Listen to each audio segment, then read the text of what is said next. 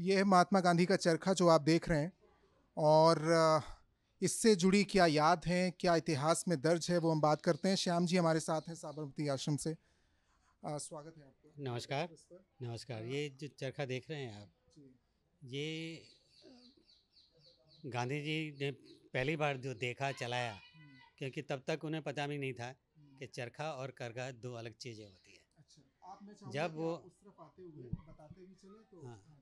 जब वो south Africa में थे, तब उन्होंने एक किताब लिखी थी लंदन से लौटते समय, हम्म, शिप में, हम्म, जिसको हिंद स्वराज, आपने शायद नाम सुना हो, हिंद हिंद स्वराज। स्वराज जी। हाँ, उनमें उन्हें यंत्रों के बारे में जो जिक्र किया था हम्म, कि भारत को यंत्रों की क्यों ज़रूरत नहीं है, हम्म, क्योंकि जब तक हर एक हाथ को काम नहीं मिलता, हम्म, तब तक हमें यंत्रों की ज़रूरत नहीं है। बिल्कुल। तो हर एक हाथ को काम मिले, हम्म, इसलिए उन्होंने पहला जो चुना हम्म, वो था कपड़ा। और उसके लिए उन्हें पता था कि चरखा चीज़ ऐसी होती है जिससे धागा बनाया जा सकता है। तो वहाँ जो जिस तरह उन्होंने एक्सपेरिमेंट किए थे हम्म। कम्युनिटी लिविंग के, अच्छा। फिनिक्स सेटलमेंट के नाम से हम्म, और लियो टॉलस्टॉय फार्म के नाम से, हम्म, तो वैसा ही जब वहाँ स्ट्रगल पूरा हुआ 21 साल का, जो हम्म, ब्लैक एशियाटिक एक्ट कहलाता था, वो आखिर रिमूव करवा सके। हम्म, तो वो सफल आंदोलन के बाद गोपाल कृष्ण गोखले जी, उनको वैसे भी मिल चुके थे, 2 बार लंदन में मिल चुके थे, फिर साउथ अफ्रीका में उनके साथ कुछ दिन रह के गए थे। तो वो उन्होंने कहा था कि आप यहाँ का जो पूरा हो जाए मिशन, तो आप भारत आइए और कांग्रेस ने जो आज़ादी की लड़ाई शुरू की है, हम्म, उसमें आप आके मदद कीजिए। तो इस तरह गांधी जी जब वहाँ फाइनल 1914 में पूरा हुआ, हम्म। तो 1915 में वो हमेशा के लिए भारत आने के लिए तैयार हो गए। ठीक है। तो जो वहाँ जो प्रयोग वो कर चुके थे कम्युनिटी लिविंग आश्रम के, हम्म। वैसा ही यहाँ शुरू करना था आश्रम। तो 1918 में जैसा कि मेंशन्ड है आपके हाँ, आश्रम में। 1918 और में तो ये जो मकान जिसका नाम हृदय कुंज है, वो तैयार हुआ था बन के। जी। बाकी वैसे तो 1915 में वो अहमदाबाद आ ही गए थे। अच्छा। अहमदाबाद आके उन्होंने जिनसे कहा कि उनको आश्रम बनाना था, हम्म, तो आश्रम में बनाने के पीछे रीज़न था कि जैसे यहाँ प्रयोग शुरू कर, जैसे बात लोगों को पता चली हम्म, कि गांधी यहाँ आश्रम बनाना चाहते हैं, हम्म, तो वाराणसी से ऑफ़र आई, फिर ऋषिकेश से आई, कलकत्ता से आई, अलग अलग जगहों से काफ़ी ऑफर्स आई। लेकिन उन्होंने कहा कि मैं सिर्फ आज़ादी की लड़ाई के लिए यहाँ नहीं आ रहा, मुझे गांव का उद्धार करना है, मेरे मानव जीवन का जो स्तर है वो बढ़ाने के जो काम करने हैं, उसके लिए जो मेरे दिमाग में पहला विचार आएगा वो मेरी अपनी मातृभाषा में आएगा। इसलिए मुझे अगर गुजरात का वातावरण मिलता है तो ज़्यादा अच्छा है। ये आपने बहुत अच्छी बात की कि समाज उत्थान हो। आज़ादी एक एक लक्ष्य है, उसके साथ समाज उत्थान हो, समाज की कुरीतियां दूर हो, एक स्वस्थ समाज की स्थापना हो, समुदायों के बीच सामंजस्य हो। ये सारी उनकी कोशिश थी।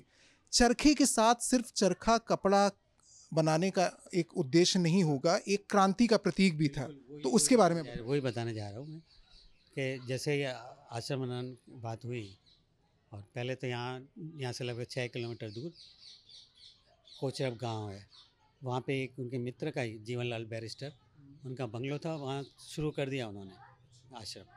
उसके बाद ये ज़मीन का टुकड़ा खरीदा गया। पब्लिक ट्रस्ट, यहाँ के जो मिल मालिक थे और धनाढ़ लोग थे, जिन्होंने गांधी जी को एक तरह से उन्हें आमंत्रित किया था कि आप आश्रम यहाँ अहमदाबाद में बनाइए, ताकि हमारे आने वाली पीढ़ियाँ जो हैं उनको अच्छे संस्कार मिलें। तो पहले ही उन्होंने, जैसे मैंने कहा कि उनके दिमाग में था कि कपड़ा बनाना है अपना खुद स्वावलंबन के लिए, तो उन्होंने कहा कि मुझे कोई चरखा ला कर दो। तो चरखा ऐसे बहुत ढूंढा गया, मिला नहीं, क्योंकि यहाँ मिलें इतनी हो गई थी तो लोगों ने चरखे चलाने बंद कर दिए थे, तो कहीं मिला नहीं। तो 1917 में यहाँ से लगभग 100 किलोमीटर दूर है महसाणा डिस्ट्रिक्ट, बीजापुर नाम का गांव है, वहाँ एक गंगाबेन मजूमदार करके एक विधवा बहन थी, उनके पास से एक पुराना चरखा पड़ा हुआ ये था। वही चरखा है। हाँ, ये वो वही पुराना चरखा चरखा जो था वो भी छज्जे में पड़ा था, है। जी। फिर उतार के साफ साफ करके, थोड़ा कुछ डैमेज भी हो चुका था, जी। तो वो रिपेयरिंग करके वो गांधी जी को खुद अपने हाथों से देने के लिए वो यहाँ आई, अहमदाबाद आई। जी। अहमदाबाद आके पता चला कि बाबू तो बॉम्बे गए हैं, हम्म, तो उनके पीछे पीछे बॉम्बे गई वो चरखा लेकर। लेकिन बॉम्बे पहुँचने के बाद इन्हें पता चला कि गांधी तो वापस अहमदाबाद जा चुके हैं। तो वो फिर वापस यहाँ आई और अपने हाथों से उन्होंने गांधी को ये चरखा दिया। ये वही चरखा है जो गांधी ने पहली बार देखा, पहली बार चलाया। चलाने के बाद तो उनका एक नियम बन गया था, उन्होंने कभी कहा नहीं। अब थोड़ी और डिटेल बताऊं क्या? बिल्कुल डिटेल बताइए, मैं आपसे ये भी जानना चाहता हूँ, मैं रोक नहीं रहा था जिस जिस तन्मयता से आप बता रहे थे कि ये चरखे से जुड़ा कुछ और इतिहास है जो आप बताना चाहिए। ये तो जैसे ही गांधी ने चरखा चलाना शुरू किया तो एक तरह से स्वावलंबन तो था ही पहला उद्देश्य। फिर उन्होंने कहा कि यहाँ के जो किसान हैं वो सिर्फ एक फसल लेते हैं, बारिश आधारित, क्योंकि सिंचाई की इतनी सुविधा थी नहीं, इतनी व्यवस्था थी नहीं इरिगेशन की। तो ज़्यादा से ज़्यादा किसान जो थे 6 महीने काम करते थे, ज़्यादा से 5 या 6 महीने, बाकी तो समय जो था वो फालतू जाता था। बैठ गए चौपाल में, गपशप हुई, किसी की निंदा हो गई, दंगा फसाद हो गया, तो वातावरण बिगड़ता गांव का। तो उन्होंने कहा कि ये एक सप्लीमेंट्री एम्प्लॉयमेंट, एक सहायक उद्योग के तौर पर अगर किसान इसको अपनाएं तो एक तरह से उनकी आमदनी भी होगी, बढ़ सकती है। श्याम जी, मैं इस पर छोटे छोटे पॉइंट भी ऐड करना चाहता हूँ और पूछना चाहता हूँ कि जब महात्मा गांधी ने फैसला लिया, चरखा शुरू किया उन्होंने काटना, सूत काटना, तो अचानक मांग बढ़ी होगी चरखों की भी, उनका एक संदेश व्यापक गया होगा देश भर में। बिल्कुल बिल्कुल। तभी तो जैसे मैंने बताया दूसरा तो यही हुआ कि भाई किसान इसको सप्लीमेंट्री एम्प्लॉयमेंट की तरह से उसको अपनाएं। उसके बाद गांधी जी ने जैसे चलाना किया तो लोगों ने चलाना शुरू किया। कश्मीर से लेकर कन्याकुमारी, इधर गुजरात से लेकर असम तक सब लोग चरखे चलाने लगे। तो ये चरखे जो चला रहे थे वो कौन थे, कौन लोग थे वो? क्या वो केवल गुजराती थे, क्या केवल पंजाबी थे, या सिर्फ मद्रासी थे? नहीं, सारे भारतीय थे, इंडियंस थे। तो एक तरह से एक एकता की भावना पैदा हुई। तो ये सिंबल ऑफ यूनिटी बन गया, एक तरह से एकता का प्रतीक बन गया। अब मैं कुछ चीज़ें, विदेशी मेहमानों को हमने देखा है, प्रधानमंत्री मोदी को हमने देखा है यहाँ आते हुए, यही चरखा होता है जिस पर वो नहीं नहीं, ये नहीं चरखा, ये नहीं छूते हैं, वो चरखा वो दूसरा है जो अभी बाहर अभी देखा, अभी थोड़ी देर के लिए निकाला गया था जब बाहर, वो चरखा था। इसको तो अब छूने भी नहीं देते क्योंकि इसको सदियों तक संभाल के रखना है। अच्छा, मैं आपके साथ जो ये बाकी चीज़ें हैं, जो गद्दी डली हुई है, राइटिंग डेस्क है और एक छोटी सी टेबल, ये राइटिंग डेस्क है जिसपे गांधी जी ज़्यादातर अपने आर्टिकल्स वगैरह जो पत्राचार था वो करते थे।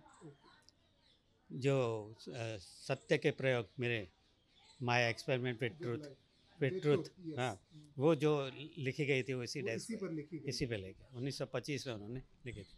और लेफ्ट हैंड पे वो इसलिए रखते थे कि राइट हैंड से अगर हाथ थक जाएं लिखते लिखते तो वो लेफ्ट हैंड से लिखते थे, भी लेखन के लिए लेफ्ट हैंड से लिखते थे, वो दोनों हाथों से लिख सकते दोनों थे। हाथों से लिखते और उनकी हैंड राइटिंग जो थी दाहिने हाथ से ज़्यादा बाएं हाथ की ज़्यादा अच्छी थी। अच्छा, हाँ ये आपने बहुत ये क्योंकि उसमें क्या है कि बाएं हाथ से लिखने से उसकी स्पीड कम हो जाती थी, और स्पीड कम होने की वजह से उनके हैंड राइटिंग अच्छे आते थे। जो गद्दी वो उस बैग खाली जगह है, बाकी गद्दी तो बदल। और ये जो साथ में रखा हुआ ये पेन स्टैंड जैसा ही था। ये उसी टाइम हाँ का है? नहीं, उसी टाइम का नहीं है, अच्छा, ये अभी सिंबॉलिक रखा का, हुआ है, तो ये यानी है पुराना लेकिन उनके टाइम का नहीं है। लेकिन 1950 के बाद जो रखा गया था, जो स्मारक जब बनाना शुरू हुआ तब से रखा गया। बहुत बहुत शुक्रिया श्याम जी हमसे बात करने के लिए और इतनी महत्वपूर्ण। अभी 3 पर आए थे, अभी 5 हैं उसके फ़ायदे, इसलिए कह रहा हूँ कि जैसे चलान की एकता की भावना प्रतीक हुई, एकता की भावना पैदा हुई, एकता का प्रतीक बन गया। उसके बाद अब उस समय 30 करोड़ की आबादी थी, अब 10% ले लो जो उनको बिल्कुल मानते थे, उनके फॉलोअर कह सकते हैं, है ना, 3 करोड़ हुए। और 3 करोड़ में से उनके भी 10%, 10% जो सचमुच चरखा चलाते थे, 30 लाख लोग एवरेजली 1 घंटा चलाते थे। तो दिन में चरखे चले 30 लाख घंटे, जो 30 लाख घंटे वो जो चरखा चला रहे थे वो सब अपनी मर्ज़ी से चला रहे थे, कोई दबाव नहीं है, अंग्रेज भी नहीं कह सकते कि आप चरखा मत चलाओ।